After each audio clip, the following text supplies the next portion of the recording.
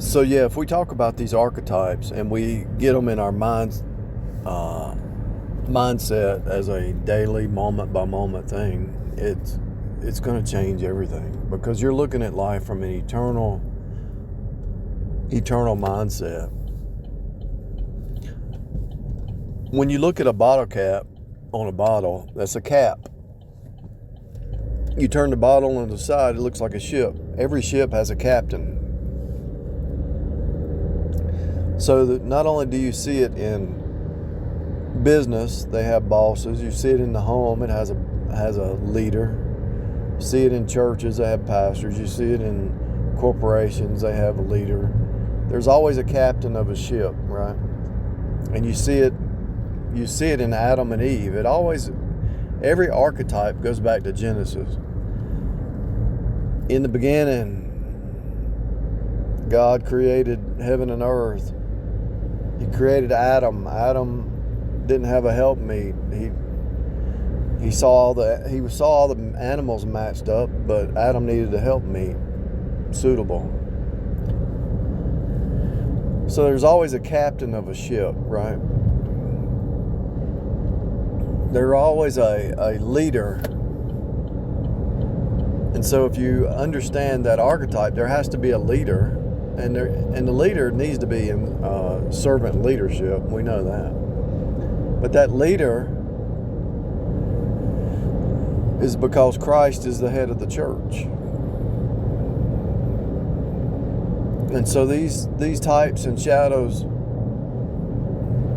should make you feel secure that they're eternal. No matter what country you go to, no matter what time, no matter what age, there's certain things that go on in every age.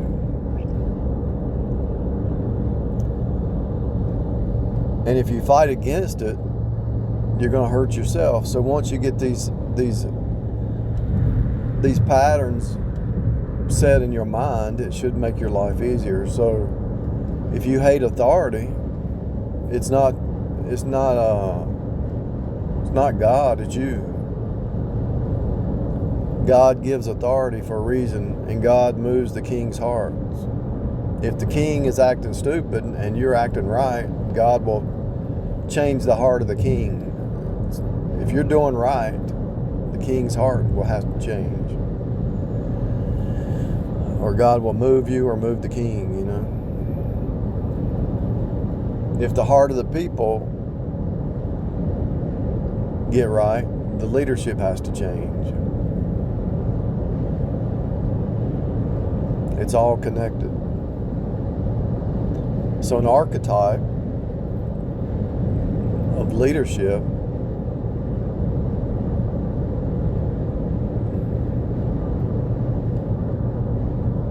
is set as a pattern.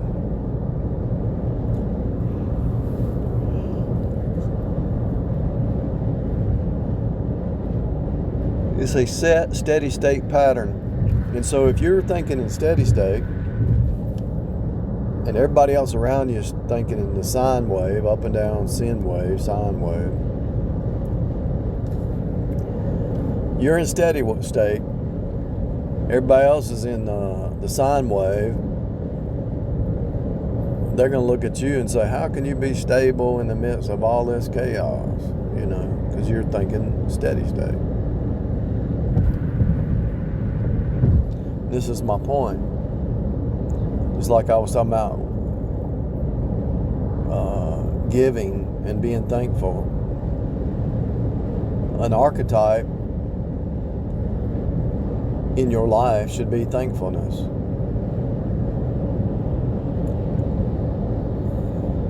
And it should be giving. Give and it shall be given. Pressed down, shaken together.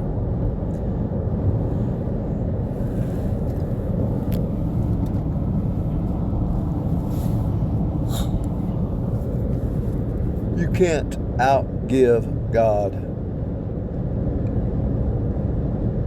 Reap what you sow. That's archetype. Goes back to Genesis. Be fruitful and multiply. Multiply. Multiply means like when you go to the Lowe's or Home Depot hardware store, you say, I need a piece of plywood.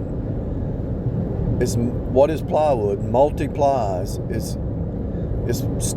wood glued together in multiple sheets. Plywood. Be fruitful and multiply. Whatever you're doing, giving out the good news, giving out the gospel, making a family, planting a farm, everything that you do. So if you ever have a doubt that comes through your mind, well, does God want me to prosper? Does God want me to do this? Or to multiply? Now, don't stress yourself out. Only do what you can do. But some people can handle a lot more stress than others. And I guess it's not even stressful for them. But multiplication, be fruitful and multiply, is the archetype.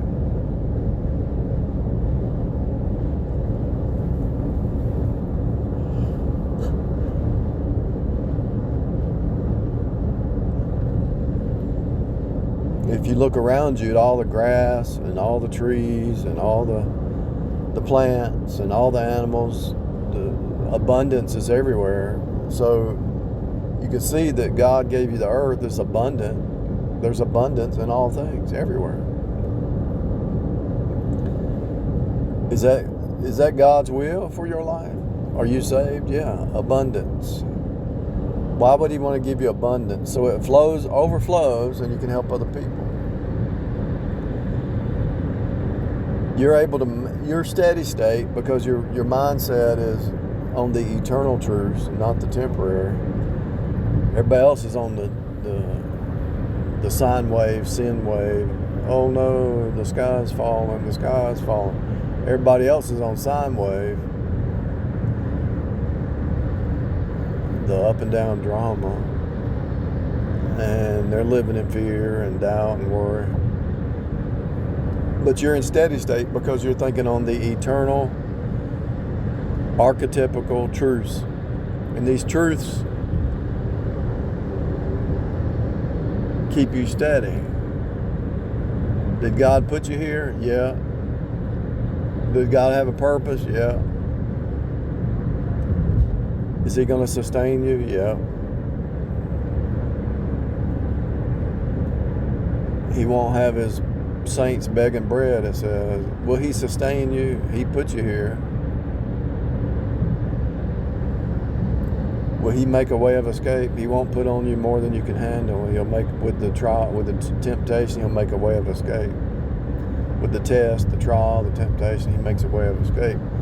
These are eternal absolutes that only a believer can have, because if you really got saved, that means you got Christ in you, the hope of glory. So these are things that are set, and if they're set in place, kind of like digging a hole and putting a post in the ground and pouring some concrete, it's set, right? It's settled. That's why it's set. It's settled. And once you understand this stuff in your mind, it's settled. Let's say you go into work tomorrow and they fire you. You know God has another job for you. You might have to move, or you might have to be inconvenienced, but God has a job. It's settled. It's set. It's settled. It's set.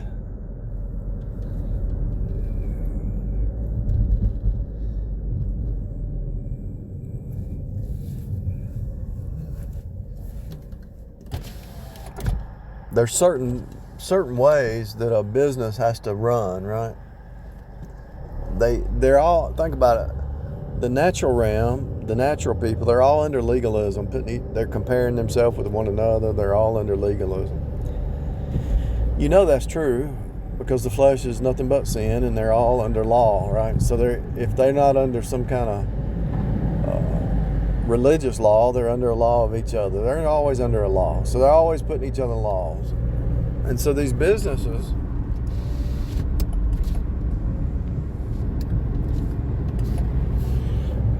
are not blessed unless they have a believer working with them, working for them.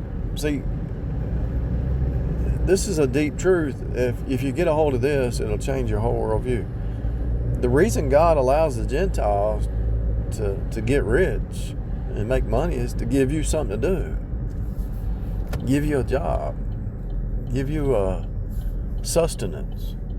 And so if you're doing a good job for somebody who's lost, they want to keep you around. Because all the other people, not dependable, not trustworthy, people stealing from them, but they see that you're not that way, they want to keep you around.